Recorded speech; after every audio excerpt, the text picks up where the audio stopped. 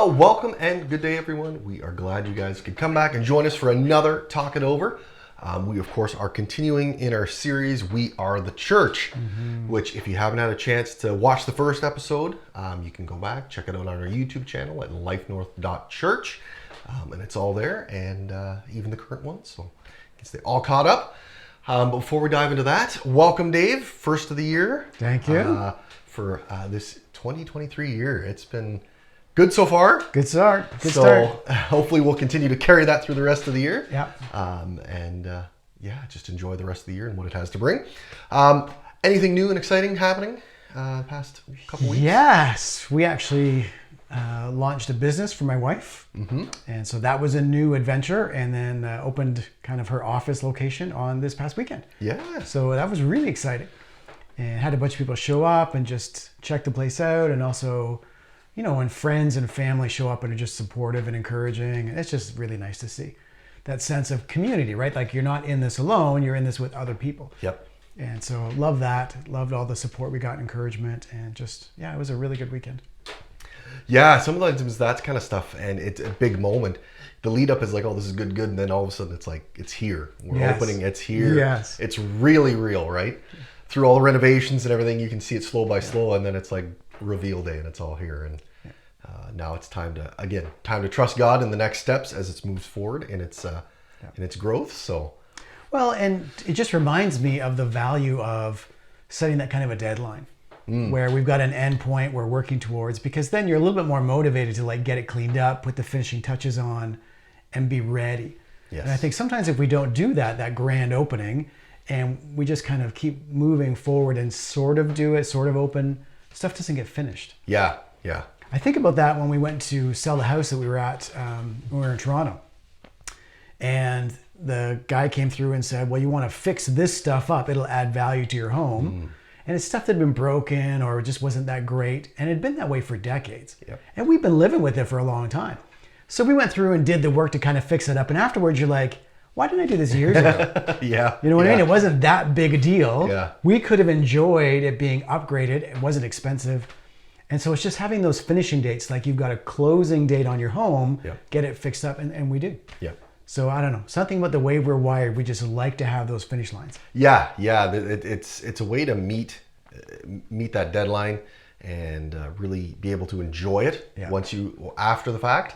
And those dates make a big difference, because it's easy enough to like, oh yeah, we'll get to that, it's no big deal. You just kind of don't think about it, and then it's like, oh yeah, now we got to make a change, or something's got to be different, and all of a sudden now you don't get to enjoy this wonderful thing you just put in. And you just don't get to enjoy it. It's sometimes hard. So those dates are of course quite big. I don't know, I haven't had anything really exciting over the past couple weeks. It's been pretty just fairly smooth. I had a couple doctor's appointments, which went quite smooth. Things looked better than the last time. So that was, of course, always good news. We've, of course, been doing a fast, which has been challenging at points for sure. But we've passed the halfway point. We're in the closing stretch of course, that deadline. Looking forward to completing that. It's been challenging giving up eating after 8 o'clock. It's very challenging when you're sitting there watching a movie and it's like, ooh, popcorn or chips or something would be really nice to have with this movie. That's certainly been a challenge for me. My wife's doing the same, so it makes it a little bit easier. It's not one of us, so that extra little bit of support makes all the difference. But so far, it's been really good, really enjoying it. And it's something we're doing as a church, which has been really good. So we can also, of course, support each other in that as we do this fast. So, and I don't know about you, but for me, I found it's got me thinking about and talking to God more often, because the physical reminder of I'm hungry or I want that then starts to trigger, oh yeah, God, I'm doing this for God. And so it gets you thinking about him more. And God talks through his word about the value of that, and that he pays attention to that. So one of the values we have as a church, right, is we give up things we love for things we love even more. And so that's what we've been doing as we start this year. And I really believe God honors that. Yeah, he certainly does. And it's always a great way to start off the year. At least for sure, we found it's been an excellent start to the year that way. So let us know in the comments, guys, what's that been for you? Maybe something exciting. Maybe it's been some really big news, something changed and has been really good, and God's been working in that for you, or maybe it's been fairly just not eventful, but just going smoothly. Yes. But let us know in the comments. We of course would love to hear from you guys. So as I said, yeah, we are the church. So far, the series has been excellent. We have one more week to go, so it's going to be exciting to see what the last message is. Yeah. This week's title was "The Miracle You Need Most," and it's like you start thinking about miracles, and well, what would be a good miracle, right? And I got thinking a bit of that through the message today, but an excellent message. Craig started out with, that Jesus didn't come for the righteous. He came for the sinners, the people who were in need. And of course, we are, all in need in some varying way, right? Yeah. So, how can we share the hope of Jesus with everyone, we meet? So we kind of need to look out for that. How can we share that? Because we're in need, and the others around us, of course, are in need as well. And we can share that good news with them, that they may be able to find God as well. Yeah, well, obviously, Jesus is trying to reach everyone with the good news, but he knows some people are a little bit closed off to it. And often out of our needs, when we recognize we can't do it on our own, that's when we actually are looking for help and can turn to God. And so for us, we have needs, but it's different than what maybe some other people do, because we have a God who's meeting our needs, yes, a church family that's meeting our needs. And so there are people that are going through life without that. Yes. And I can't imagine how hard and how discouraging that must be. You're doing it really on your own. Yeah. And so we have the answer to that. And that's why Jesus was like, yeah, go get the sick people. They know they have a need, and they're looking for help. And so let's go meet those needs. Yeah. And so Craig broke it down into 4 kind of points that you'll find in every church. So what you'll see, you always see somebody in need. There's always that person in need. Yes. You'll also find someone who cares, who will take the time to care for you in some way. I like that he pointed that out, because oftentimes churches get hit with that stereotype of, you guys are hypocrites, you're not caring. Yes. And yet that's not true, because the church is for everyone. That means you're going to get people there who are not loving yet. Yep. Or who are in process, but there are always a core of people who really are caring. And I found that in every church that I've gone to, there's always a group of people there who are genuinely following Jesus, and they really do care. Yep. That's exactly it. Our next point is you'll see someone who is preoccupied. And Craig touched a little bit more on that in the message of what that looked like, to be preoccupied, where you're there, but you're not seeing what's around you or the people behind you that maybe are in need, because you're too focused on something else. Yeah. And our last point was you'll see someone who is critical. And that can be challenging in some ways. When you find those very critical people, they can be difficult in ways. And it can be easy then. It's kind of like that saying of, the squeaky wheel gets the grease. Yes. That for people who are critical, then we're paying attention more to them because they're being critical, when, really God's perspective is, no, that's not who you want to focus on. Focus on the people who actually have needs and are looking for someone to come alongside them and who would appreciate it. And don't be so focused on the critical stuff. Yeah, exactly. So our scripture reading today comes, of course, from Mark, verses 10 to 12. So Jesus said to the man, "I tell you, get up and take your mat and go home." He got up, took his mat, and walked out in full view of them all. This amazed everyone, and they praised God, saying, "We have never seen anything like this." Yeah. And that really speaks to that person in need, because he couldn't walk. He had to get there. His friends had to carry him there to get him to even see Jesus. And he was the guy in need, and it was, the court out front was full, the house was full. Again, people being preoccupied, and they didn't realize the guy behind them really needed to see Jesus. Yeah. And I appreciate that about Craig when he talks, right? So he's talking about, this is one of Jesus' favorite stories that he tells, right? About, or that we hear about Jesus, about him, the guys lowering their friend through the roof. And then Craig steps back and says, let's examine what was going on there. And it's what you said. Like, if you were bringing a friend who desperately needed to be healed to the healer, And all these people who are following Jesus are blocking the way. Yep. Which really, if you're following Jesus, you actually want to help him to get there, right? Yep. But because they're so focused on Jesus and not paying attention, they actually become the barrier to people. Yep. And until you step back and kind of examine the scene in a fuller way, you don't see it that way. No. You're just thinking about the guy being lowered down through the roof, Yeah. and like that's all that it is. Well, no, there's way more to the story.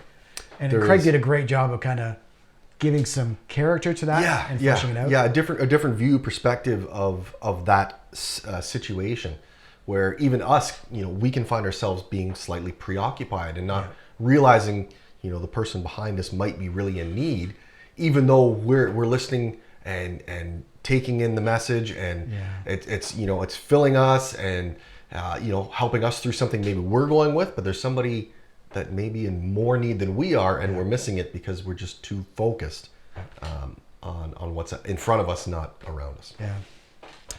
We're going to dive into these questions here and see kind of where this conversation leads. I think we should have a pretty good I like this because the Talk It Over questions, Life Church actually publishes. Yes. And that's what we go through each time, right?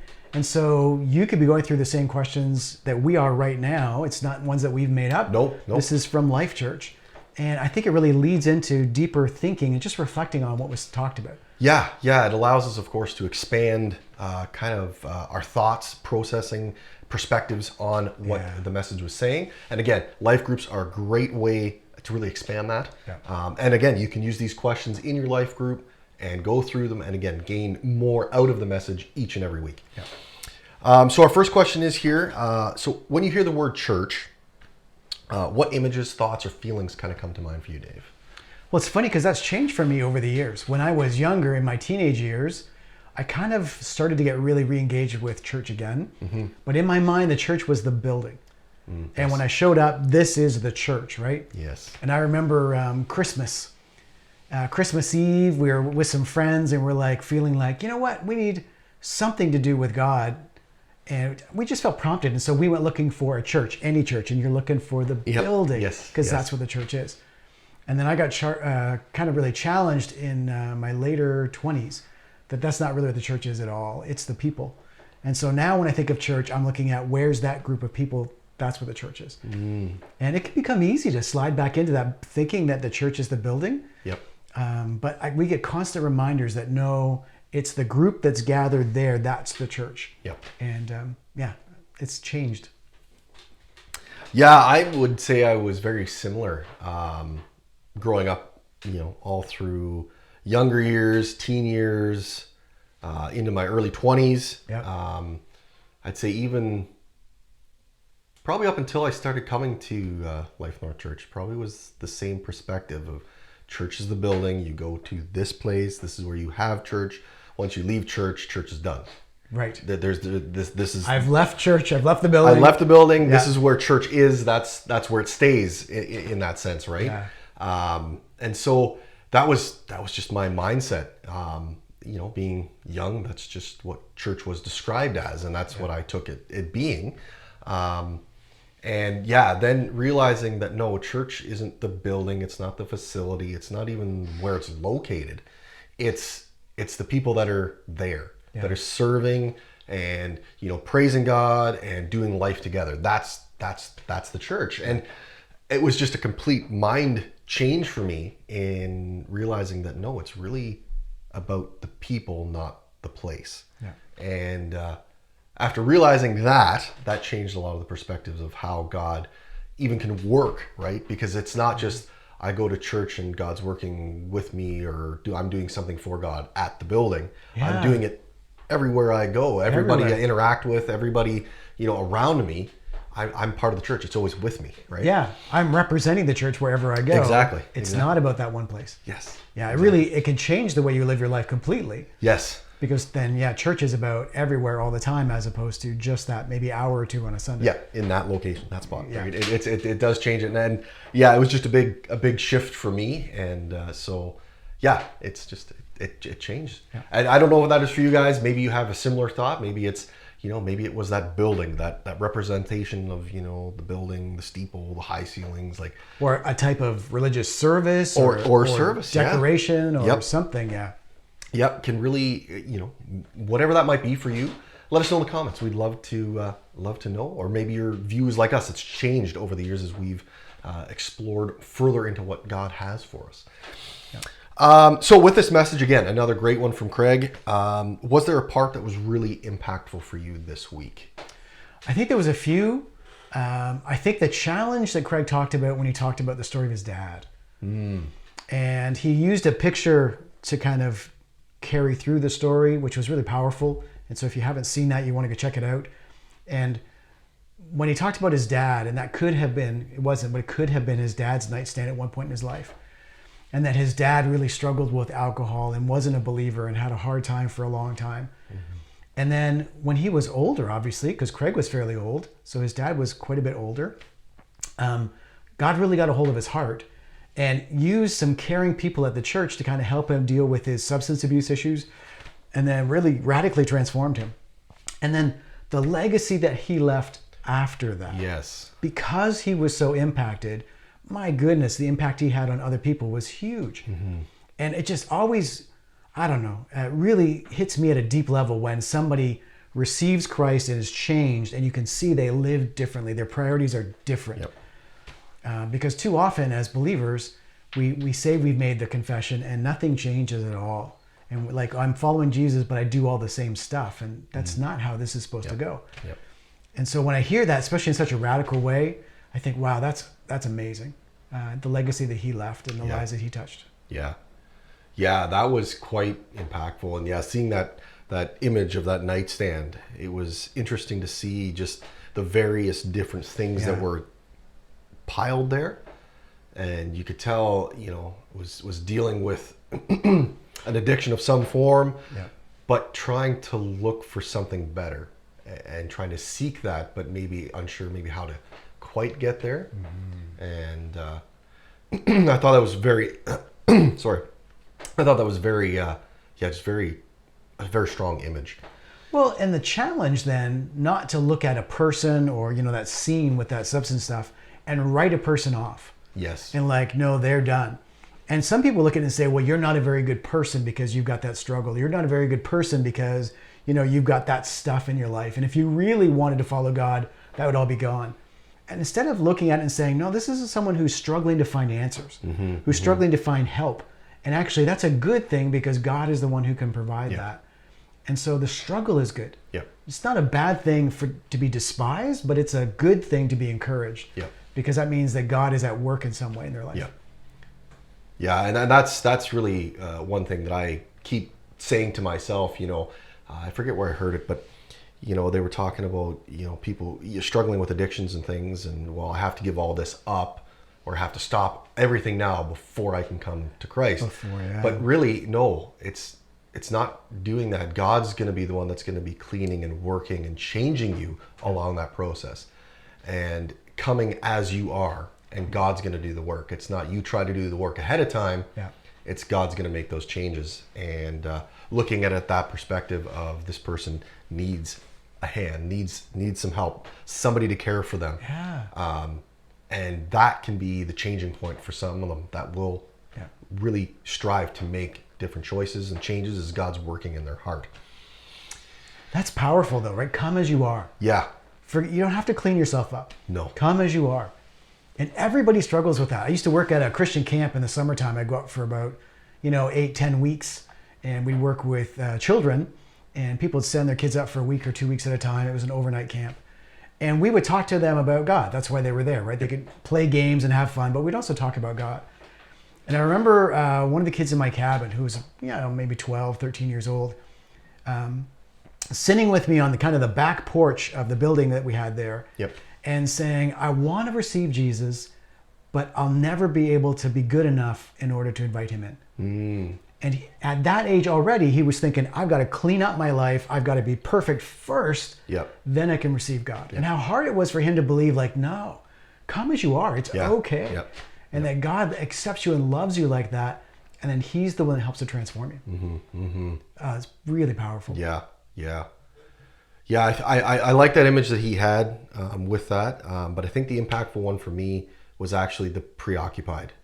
I think I can find myself in those instances where I get very focused on, okay, what's God got for me? What's God got for me? And I'm missing out on opportunities to care for the people around me. Yeah. And I miss out on those. And it's got me thinking that maybe, I need to look at me less and start looking around more. Yeah. And try to catch myself if I'm starting to think I'm getting preoccupied. Start looking at, okay, hold on, let's take a better look around me. Who's around me? What's around me?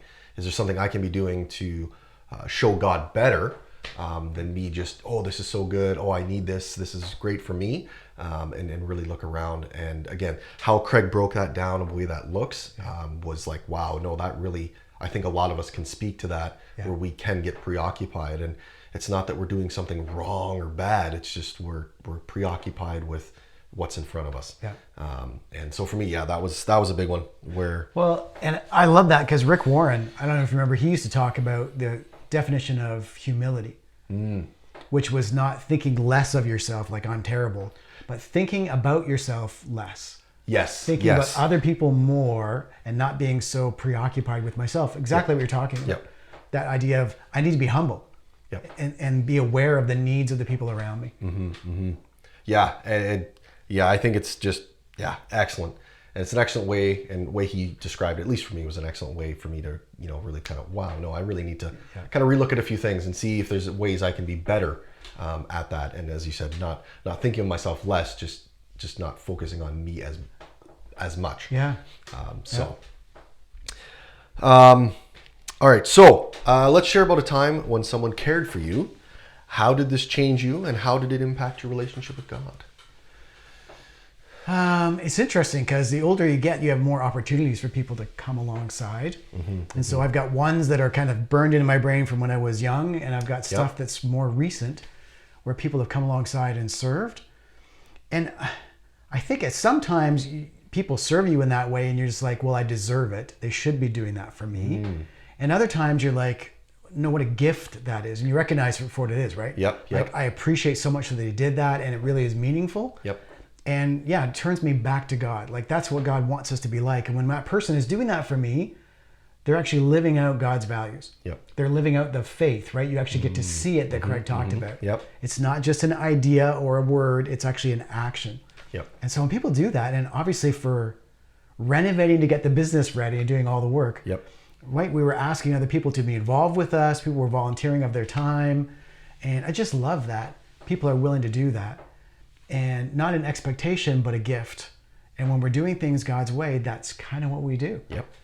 And what a beautiful world it is when we do it that way, according to God's way. And we're just thinking about each other and serving each other. Yep. Yeah, it's beautiful.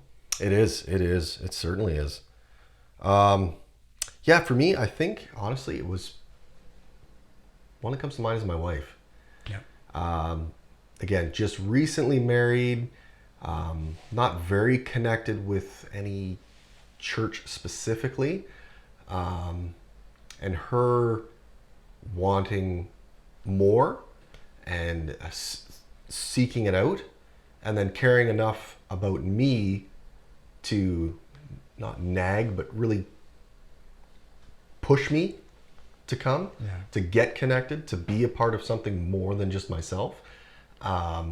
And that care that she took in knowing how important it was for me to find that changed everything for me. It completely changed, I would say, the direction I would have been on, maybe we would have been on as a married couple. It changed me from very just kind of distant to actually having a relationship with God. Again, getting baptized, moving forward, proclaiming that out. And it completely changed. But if she hadn't cared that much, I don't know where I'd be. I don't know. And so for me, that was just one of those big moments that, again, I'm never going to forget that. That's always going to be with me. And I try to keep that in my mind as I go forward, because that could be me for somebody else. I could be that person that cares enough to help them find God, help them, direct them in that direction, care for them, guide with them, even if it's just me sitting and having a conversation and just listening, might be the beginning point for something for them. So that'd be cool, because then you could have someone that's like, tell your story, and they say, well, when I think about someone serving, it's when Ian cared enough about me that he brought me to church and talked to me about Jesus. Yep. And that changed the whole direction of my life, and like how powerful that is. Yeah. That's exactly it. And trying to keep that in mind as being, with people around me, what does that look like? And how approaching that, how can I care for them in a way that's going to be helpful and show that I do care. That for me was a big changing point in my life. Yeah. So let us know, guys, what does that look like for you?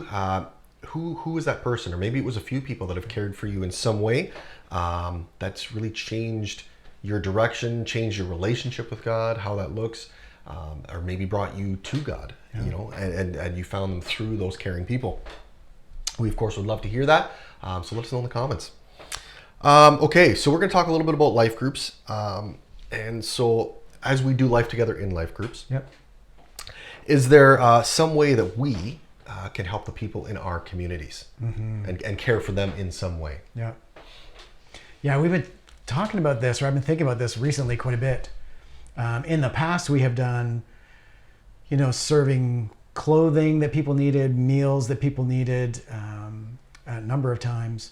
We've gone and cleaned for people, or, for seniors that need their garden done, or all that kind of stuff. We've done all kinds of things, but not recently. And I feel like what you talked about being preoccupied, kind of got preoccupied with some of the challenges of life and stopped looking around to say, who's in need in our community? And I think we need to re-engage with that again. Yeah, I would agree. There's certainly ways to be re-engaged with our community. Certainly in some very practical ways. As serving people around us, helping them with things around the house, things like that.